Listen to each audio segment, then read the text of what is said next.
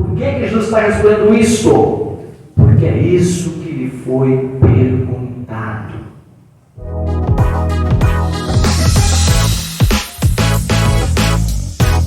À luz da Bíblia Sagrada, a primeira instituição, a mais amada e mais recomendada por Deus é, sem dúvida, o casamento.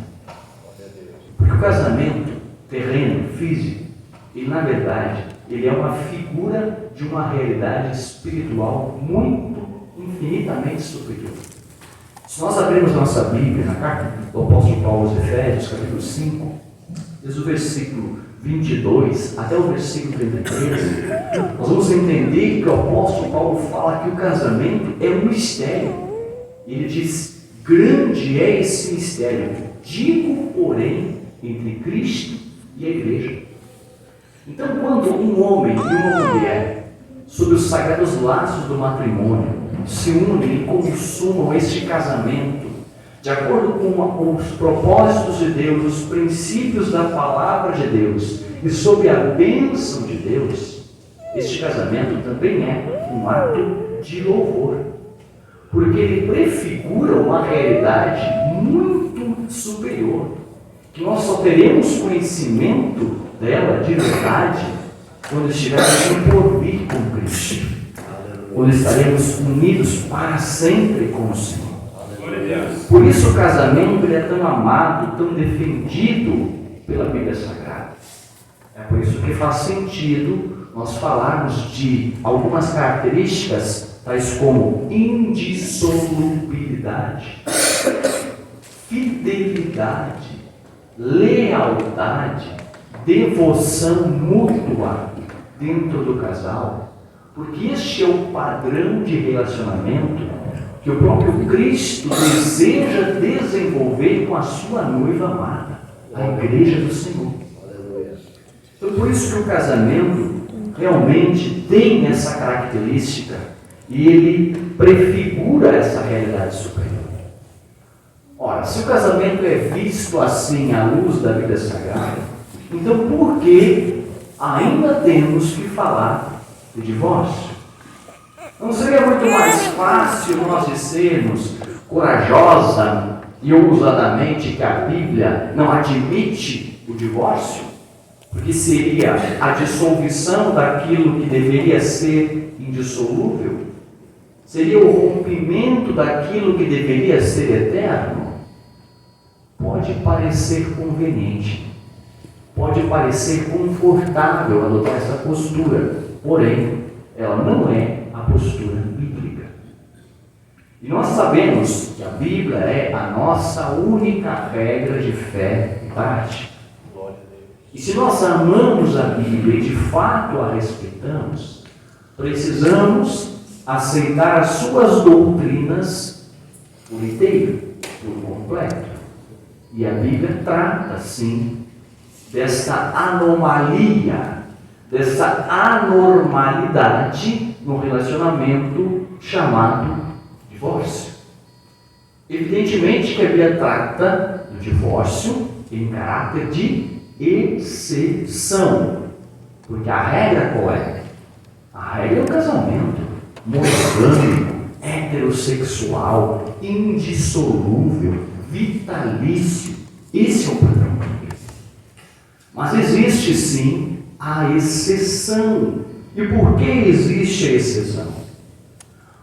Justamente em decorrência de que conforme a humanidade foi amadurecendo, foi crescendo, os seres humanos passaram a permitir-se ser seduzido pelo pecado.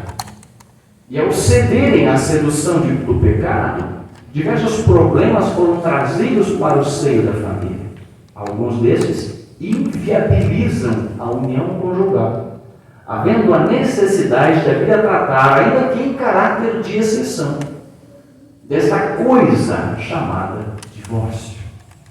Agora, evidentemente que o divórcio, por ser um caráter de exceção, um caso à parte, uma anomalia, indesejado por Deus, do seu propósito original, mesmo assim, para que ele venha a ser, vamos dizer assim, admitido entre o povo de Deus, ele precisa estar dentro de princípios da palavra de Deus. E é isso que a nossa lição vai tratar hoje. Porque, amados, como igreja, nós precisamos ter maturidade para entender essas coisas e precisamos ter sensibilidade para enxergar o ser humano. Porque muitas vezes a pessoa que ela é vítima de um processo de divórcio, ela não provocou isso e ela continua sendo um ser humano, precisa ser enxergado como um ser humano, amado como um ser humano, objeto do amor de Deus.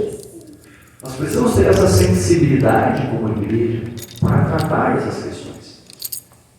Nós vivemos em uma sociedade pós-cristã, uma sociedade carregada de pecados.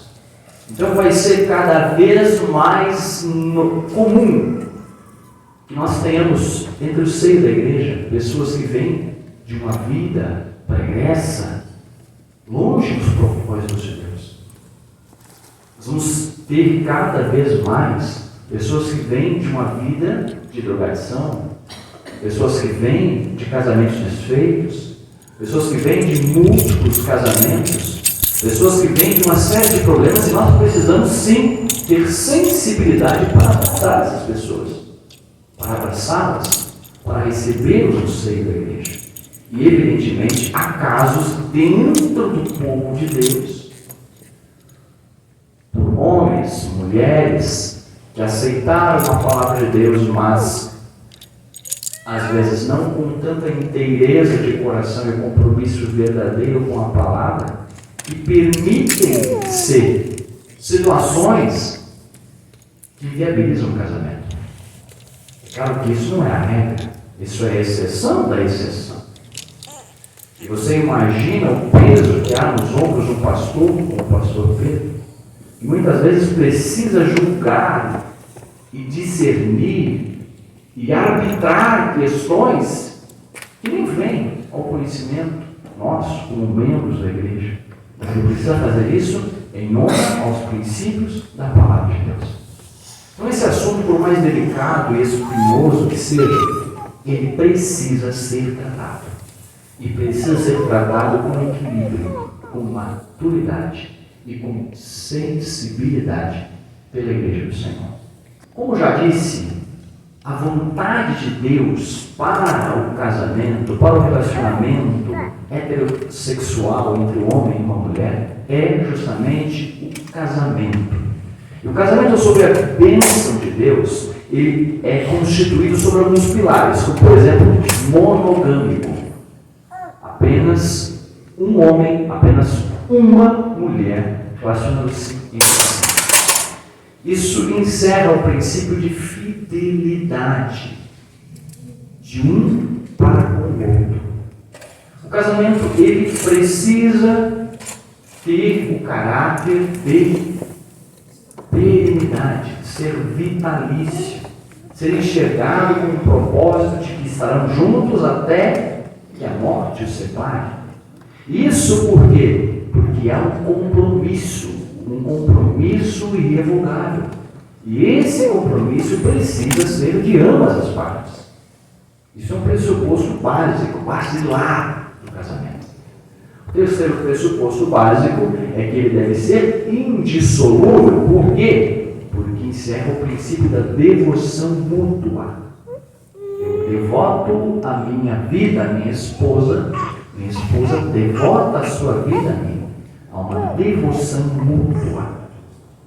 Então esses são os princípios basilares para que o casamento realmente se desenvolva de acordo com o propósito de Deus.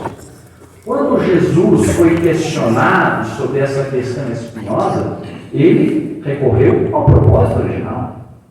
Ele disse, no princípio não foi assim. Qual é o propósito de Deus no princípio? Casamento indissolúvel, devoção mútua, fidelidade mútua, vitalício. Esse é o propósito, essa é a regra geral. Nós não podemos fugir disso. E como povo de Deus, nós precisamos reafirmar e defender este princípio do casamento. Este deve ser o propósito de todo cristão. Mas é claro que com o decorrer do desenvolvimento da humanidade, o amadurecimento ou a falta de maturidade, o pecado invadiu as famílias também. E isso causou uma série de problemas, e um deles foi o que antes era conhecido como crime, o crime do adultério. Aliás, até a nossa legislação brasileira, em tempos idos, já considerou o adultério um crime. Hoje, não é mais enquadrado dessa forma. Mas as civilizações antigas enquadravam como crime. Nós pegamos o código legal mais antigo que se tem notícia hoje, em termos de fama e notoriedade, o Código de Hammurabi, 2000 a.C., anterior à lei mosaica. No Código de Hammurabi havia a previsão da pena de afogamento, morte por afogamento a uma mulher adúltera. Código de Hammurabi. Civilizações antigas da Palestina tinham por hábito um homem adúltero, uma mulher adúltera, cortavam o nariz e as orelhas. Você imagina a pessoa ficava mutilada para o resto da vida, todo mundo olhava ela na rua e dizia: lá vai um infiel, lá vai alguém que adulterou, alguém que não foi fiel à aliança sagrada do seu matrimônio. Este costume é referido indiretamente na Bíblia. Livro do profeta Ezequiel, capítulo 23, versículos 19 a 25. O Senhor faz referência a esse costume de cortar o nariz e as orelhas do infiel, relacionando isso a Israel, porque era o costume das civilizações antigas. Quando a lei mosaica foi dada aos israelitas, o adultério também era punido com a morte. Deuteronômio, capítulo 22, versículo 22, Levítico, capítulo 20, versículo 10. Evidentemente que se o adultério era punido com a morte, a parte inocente na relação ficava viúva. E como viúva, ficava livre para contrair um novo relacionamento. Essa é a aplicação mais imediata, além, é evidente, de servir como um desincentivo para essa prática nos demais. Se o infiel é morto, quem está pensando em trair já fica de alerta. Esse era o propósito, era desincentivar, era valorizar a fidelidade. E é claro, liberar a parte inocente para que ela pudesse contrair um novo relacionamento. Com o decorrer do tempo, aí começa a vir aquela questão da misericórdia. Mas ele me traiu, mas precisa morrer. E justamente por essa questão de ter esse ato de misericórdia, é que a lei mosaica também previa, Deuteronômio 24, versículos de 1 até o versículo 4, uma outra condição em que o divórcio pudesse ser praticado. Qual seria essa condição? Quando o marido, depois de casado com uma mulher, descobrisse nela a tal da coisa feia, se ele descobrisse nela a coisa feia, ele poderia dar uma carta de divórcio. É assim que a Bíblia, nossa tradução, chama. Se ele viu nela coisa feia. Que coisa feia seria essa? Se a gente pegar a tradução mais literal possível, seria nudez explícita ou ato vergonhoso. Imagina que tem um casal, o homem e a mulher. A mulher não traiu ele, mas ela vive um comportamento sedutor de forma pública. O marido sai para trabalhar e chega em casa e encontra a esposa aos beijos na esquina. Não houve prática sexual, mas ela está aos beijos com o outro na esquina. Isso seria um ato de vergonha, de honra para o marido. Por causa dessas questões que não chegava a consumar um ato sexual, mas que poderia configurar uma quebra naquele princípio de devoção mútua, fidelidade mútua, insolubilidade, a lei previa esse ato de misericórdia, ele dá uma carta de divórcio. Talvez hoje as irmãs até pensem, mas que ato de misericórdia é esse? Não, uma carta de divórcio? Irmãos, na época de Moisés, a mulher, a vida da mulher estava muito ligada ao homem. Você não tinha mulher empreendedora, não tinha mulher empresária, não tinha esse tipo de coisa que é comum na nossa cultura. Então, uma mulher, para sobreviver, ela tinha sempre de estar ligada de alguma forma ao homem que a protegesse. Esse homem é que dava-lhe o sustento, lhe dava a proteção, lhe dava a condição dela viver de uma forma digna. Se ela não poderia mais estar sob a proteção do seu pai, ela estaria sob a proteção do seu marido. Mas agora, se o marido se divorciasse dela, se o marido a abandonasse, a deixasse, então, ao dar uma carta de divórcio, um documento de emancipação, ele liberava para que ela contraísse um novo relacionamento.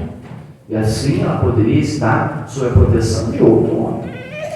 Esse era o princípio. Isso servia como uma proteção para ela. Ela poderia reconquistar a sua condição anterior ao relacionamento, de liberdade, de poder reconstruir a sua vida.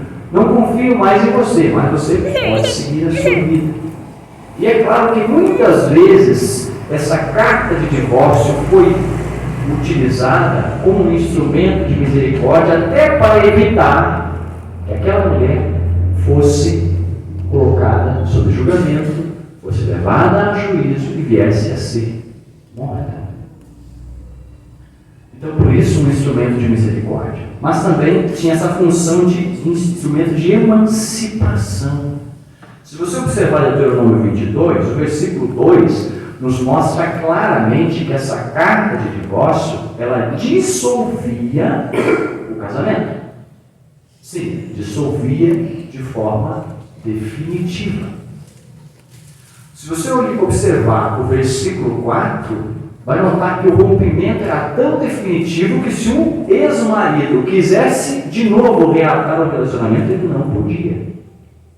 Porque o relacionamento estava rompido pela carta de divórcio, documento de emancipação, previsto na lei mosaica. É claro que, como não havia tanta clareza sobre o que seria essa coisa feia, que seria um motivo razoável para o marido chegar e dar a carta de divórcio, muitos homens começaram a abusar desse direito. E ao invés de proteger as suas ex-esposas, descartavam-nas para contrair um relacionamento com uma mais jovem, uma mais bonita, enfim. Esse tipo de abuso começou a se popularizar entre o povo de Deus. E justamente por causa disso, é que Jesus vem tratar dessa questão em Mateus capítulo 19. Porque a grande questão que está sendo debatida agora no capítulo 19 de Mateus é o que pode ser considerado a coisa feia. Ou, em outras palavras, qual seria o motivo justo para que o homem desse uma carta de divórcio para a sua esposa, ex-esposa? Esta é a questão que está sendo debatida aqui. E a propósito, eu já quero destacar para os irmãos que quando a Bíblia fala separar, repudiar, divorciar, ela usa o mesmo termo. Nossas traduções modernas fizeram essa multiplicidade de termos e aí gera algumas confusões. Hoje já tem até gente que defende a doutrina de que existiria um divórcio, existiria um repúdio, algo que não era tão divórcio. Não, a Bíblia não tem isso. A palavra ali é apoluo, significa romper definitivamente, separar, libertar de uma escravidão, desamarrar definitivamente. É uma palavra só. Então, quando a Bíblia está usando esses termos, ela está sim tratando de divórcio. E fica claro isso, uma vez por todas. Esse termo apoluo, do grego, era usado em duas situações além dessa questão do relacionamento marital, o rompimento do relacionamento marital. Ele é usado, por exemplo, quando um navio ia zarpar. Então ele desamarrava, apoluo do porto. Esse navio ia mar adentro, estava livre. O segundo uso dessa palavra era para quando um escravo ia ser libertado por seu amo. Ele estava livre. Ele era outra pessoa. Ele poderia se prender a um outro amo se quisesse, ou viver como um homem livre. Ele estava livre, definitivo, irrevogavelmente. E isto é divórcio, à luz do termo e do significado etimológico do termo bíblico. Nós vamos voltar então ao contexto de Mateus, capítulo 19, que é o texto base da nossa lição. Mateus 19, versículos 1 a 9. O Senhor Jesus está tratando aqui, ele está definindo, clarificando qual seria o motivo à luz da visão de Deus para que o divórcio pudesse ser praticado. E é claro, nós precisamos ter, de novo, muito cuidado para tratar disso. Porque, amados, hoje em dia a gente vê muitos cristãos sinceros, que olham para a Bíblia, Novo Testamento, e querem enxergar nela a lei de Jesus. E Jesus não veio para promulgar uma nova lei, ele veio trazer a graça. Pela graça nós somos salvos por meio da fé. A aliança que Cristo veio instituir, o Novo Testamento, é uma aliança muito mais superior. Ele não veio simplesmente dizer, vocês esqueçam a lei mosaica, eu vou dar uma nova lei para vocês. Não, não foi isso. Ele veio para nos dar um novo tipo de relacionamento. Então, quando nós olhamos para a Bíblia, nós temos que interpretá-la de forma madura, sensata e respeitando aos princípios que ela mesma estabelece. Você não vai encontrar na Bíblia resposta a todas as suas curiosidades, porque a Bíblia não foi escrita para satisfazer a curiosidade humana. A Bíblia foi escrita para nos revelar Deus, para que nós desenvolvamos um relacionamento com Ele. Então, o que nos interessa na palavra de Deus são os princípios que dela emanam. Infelizmente, nos nossos dias, pastor, nós temos tantos teólogos de YouTube que pegam um princípio na Bíblia, um versículo da Bíblia, isolam e querem criar uma doutrina a partir dele. E aí, qualquer desvio doutrinário pode ser extraído da Bíblia se você for interpretar assim.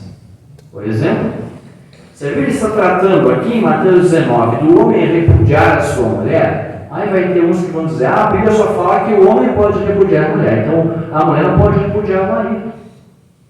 Então significa que se a mulher trair, o homem pode repudiar. Se o homem trair, a mulher não pode.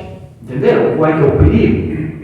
Porque o que importa aqui é o princípio, não é a lei escrita, a letra fria da lei, porque isso não vai ter, senão, se Jesus realmente quisesse instituir uma nova lei, ele o teria feito. Mas ele disse o seguinte, usou o apóstolo para dizer para nós, vós tendes a unção do Santo, e sabeis tudo. O Espírito Santo nos ilumina a compreensão dos princípios que emanam da palavra de Deus. E é por esses que nós temos que nos seguir. Não buscar na Bíblia um versículo que fala exatamente a situação, porque não vai ter todas. E não é para ter. Porque algumas nós precisaremos julgar entre nós mesmos. É o que ele ensina. Vós não sabeis que devemos julgar os anjos? Por que vocês não podem julgar entre seus irmãos? Algumas coisas nós teremos que decidir, teremos que julgar, à luz do quê? Dos princípios. Os princípios são os mesmos, estão na palavra de Deus. Então não procure encontrar na Bíblia que Jesus, se Jesus não falou é porque não é. Não necessariamente. Nós temos que entender o que Jesus falou, dentro do contexto em que ele falou, com o propósito com o qual falou, para quem ele falou. Qual é o contexto de Mateus 19? Ele está entre judeus ortodoxos, judeus homens, judeus praticantes da mais elevada seita judaica, farisaísmo. É esses que estão conversando com Jesus. São esses que vêm provocar o mestre. E são eles que perguntam o seguinte: é lícito o homem repudiar sua mulher por qualquer motivo? Por que Jesus não responde se a mulher pode ou não? Porque a pergunta era sobre o homem. Então ele vai responder sobre o homem. Jesus não tinha essa preocupação de criar uma nova lei. Ele nos trouxe a graça. Glória a Deus. Ele nos deu o Espírito Santo. Glória a Deus. Ele nos trouxe a salvação. Este era o propósito. Agora ele respondia a perguntas. E ele respondia de acordo com o contexto. E o que já estava claro, ele não precisava reafirmar, já estava claro. Por exemplo, ele não vai responder aqui se aquele que se divorcia pode ou não casar de novo. Para isso, está claro para ele, tanto que ele usa. Depois disso, na resposta, já estava claro para aqueles homens que aquele que dava uma carta de divórcio poderia se casar de novo. A pergunta está na seguinte frase: é lícito o homem repudiar sua mulher por qualquer motivo? Esta era a discussão. E por que essa era a discussão? Porque uma geração antes de Cristo, dois rabinos judeus, fariseus, destacados, se digladiaram com a seguinte questão: Shammai e Hilel. Hilel foi o mestre do Gamaliel, que está na Bíblia. Hilel era mais liberal, Shammai mais rígido. Shammai defendia o seguinte: o único motivo, coisa feia, que o homem pode repudiar sua mulher é por causa de porneia, relações promíscuas, relações sexuais promíscuas, fornicação, adultério. Já Hilel, que era mais liberal, dizia: não, a Bíblia fala que se ela não achar graça aos seus olhos, então qualquer motivo cabe, inclusive se ela queimar o arroz, pode despedir a mulher. Então, a disputa Shammai versus Hilel era a disputa do motivo único versus qualquer motivo. Querendo colocar Jesus numa saia justa, os fariseus, que conheciam muito bem a discussão em voga, trazem esse tema e colocam diante do mestre. É possível qualquer motivo? Tu vai tomar partido ao lado de Hilel ou de Shammai? Não é a primeira vez que isso acontece na Bíblia. Há uma outra disputa, por exemplo, quando os herodianos chegam até Jesus e colocam para ele: é lícito dar tributo a César? Os fariseus diziam que não, os herodianos diziam que sim. Jesus responde: dá a César o que é de César e a Deus o que é de Deus. Jesus não fugiu da discussão.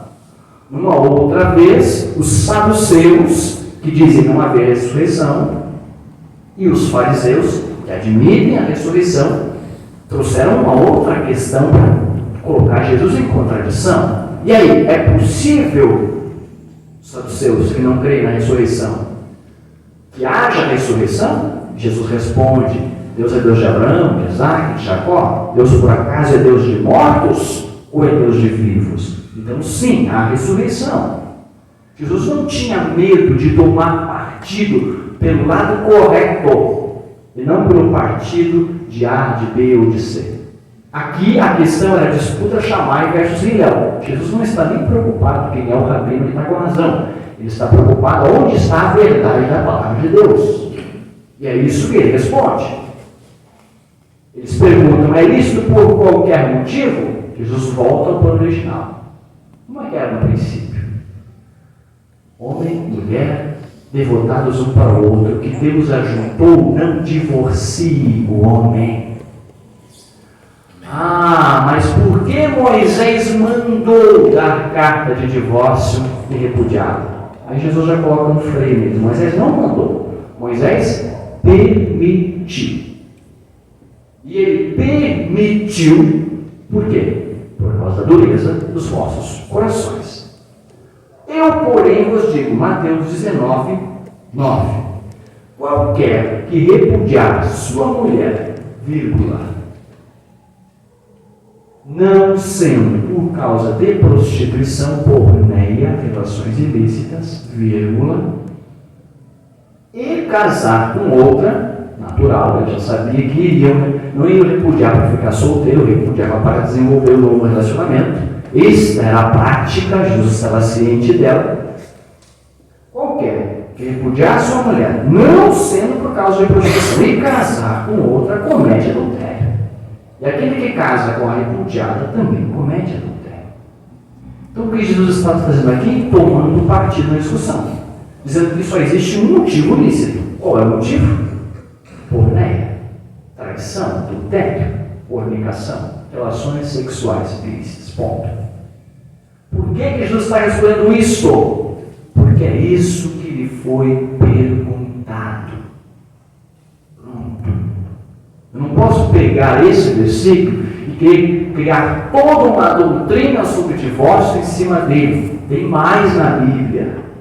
Aqui Jesus está falando sobre isso, porque é isso que lhe está sendo perguntado. Então, nessa resposta, ele diz: só tem essa situação. O motivo para você dar a carta é se for no caso de adultério, no caso de fornicação, no caso de prostituição.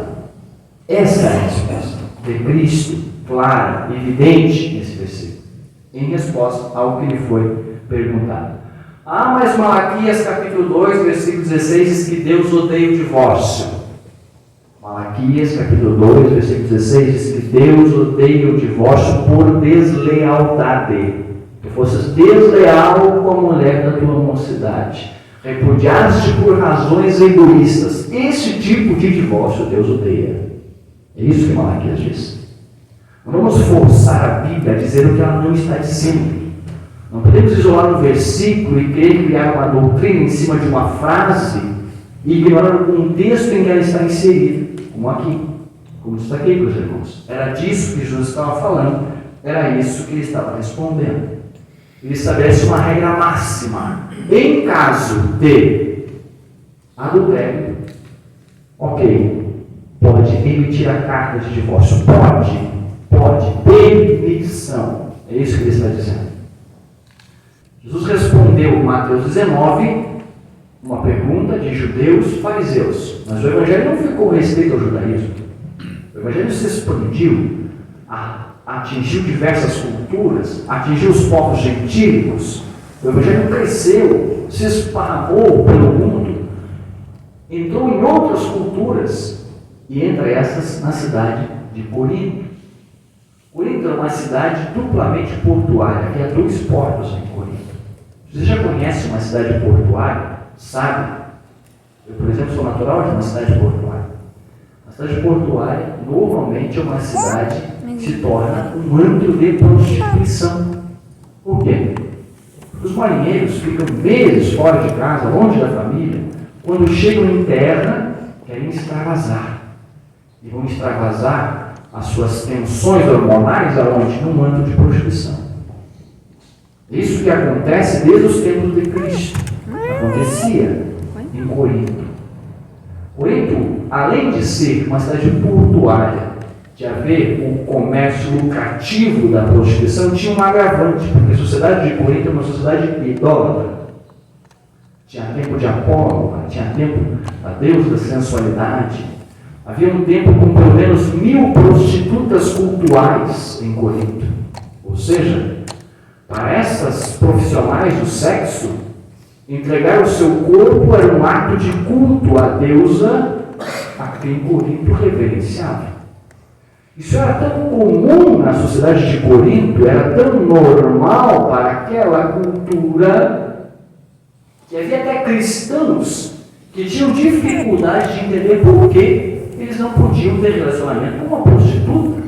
Se era uma profissional, se ela oferecia serviços aceitáveis, é por isso que o apóstolo Paulo escrevendo aos Coríntios diz: aquele que se une a uma prostituta faça um corpo como ela.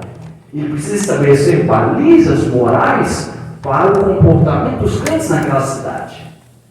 Jesus não tratou disso, claro que não tratou, porque não era o seu contexto, mas agora era o contexto do apóstolo Paulo, ele precisava tratar disso.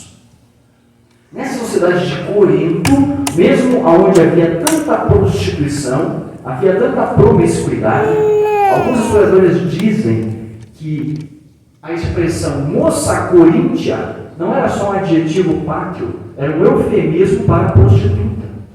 Então imagina as irmãs, se seu filho chegasse e dissesse: estou namorando uma moça, vou casar, mãe, de onde ela é? De Corinto.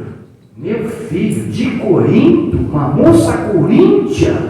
porque as moças, mesmo as de bem, ficavam mal afamadas pela a cultura da cidade de Corinto. Moça coríntia era sinônimo de prostituta para eles.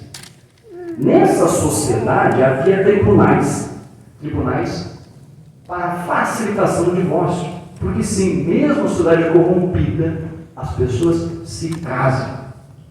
Mesmo na nossa sociedade pós-cristã, que desestimula o casamento, que pisa os princípios da família, que quer colocar nas nossas crianças que homem e mulher é uma construção social, que todos nós podemos decidir o que seremos com a ideologia de gênero, uma sociedade que quer normalizar o homossexualismo como a nossa, uma sociedade que zomba dos princípios cristãos, que zomba do casamento, que taxa o casamento como um prejuízo, mesmo uma sociedade como a nossa, que burocratiza o casamento, que existem diversos documentos e tem que ser atualizado e que coloca custo para que a pessoa se case, mesmo na sociedade as pessoas se casam. Por quê? Porque o casamento é um projeto de Deus. E Deus luta por ele, defende-o, ama-o. Mesmo na sociedade assim, há casamentos. Havia em Corinto. Mas havia os tribunais legais que facilitavam o divórcio. E os cristãos estavam nessa situação. Mas se eu for no tribunal e me divorciar, eu não fico divorciado? Eu não fico livre? Legalmente estou livre. E essa é uma dúvida que até hoje persiste entre muitos círculos cristãos. Se eu estou legalmente divorciado, eu não estou aprovado diante de Deus para contrair um matrimônio novo?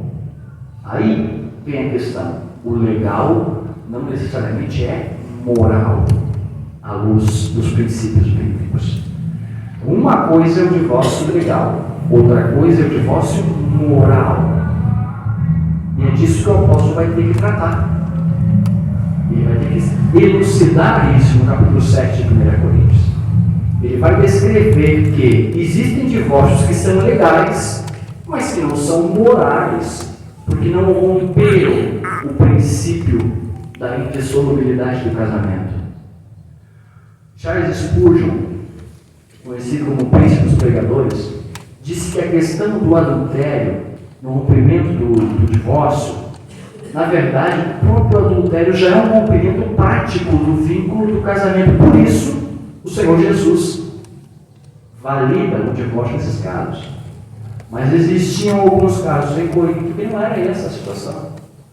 A pessoa conseguiu o divórcio legal e quer contrair um novo relacionamento. E trazem o apóstolo, ele vai responder essas perguntas. E aí ele estabelece alguns princípios.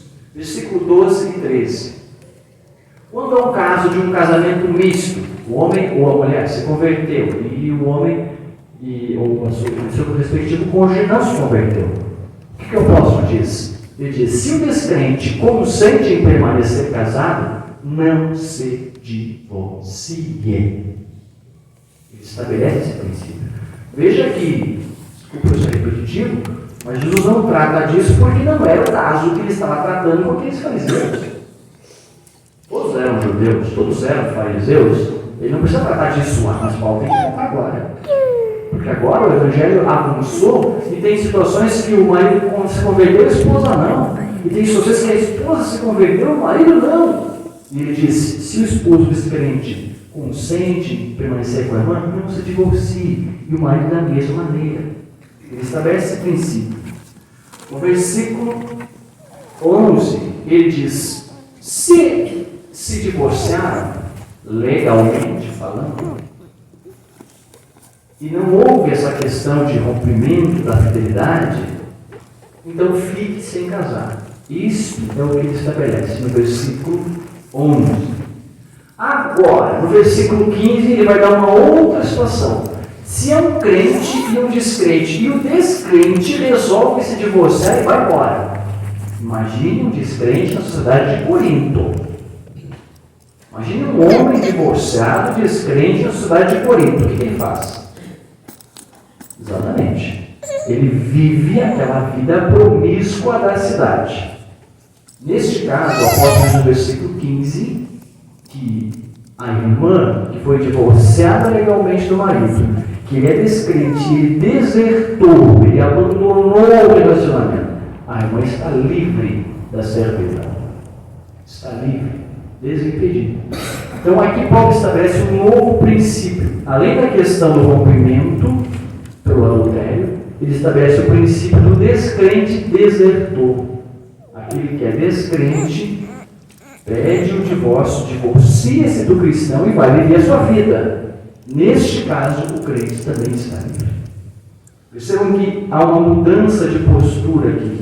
Mas não é porque Paulo está inventando algo novo, não. É porque ele precisa tratar de questões que não eram o foco do Senhor Jesus, porque a sociedade em que ele está inserido, trazendo o Evangelho, é outra, não aquela que Cristo trouxe. Então essa é uma segunda hipótese, a hipótese do descrente desertor. E é interessante porque no versículo 28 ele deixa bem claro que ele está falando de quem está livre, o termo ali é quem já rompeu o vínculo, quem está livre. Ele diz, se você está livre de mulher, não busque mulher, mas se te casares não pecas. Então ele está de novo ratificando esse princípio, que se for o caso descrente, desertor, ele pode sim se casar novamente, se a iniciativa não foi dele, mas foi do descrente em se divorciar.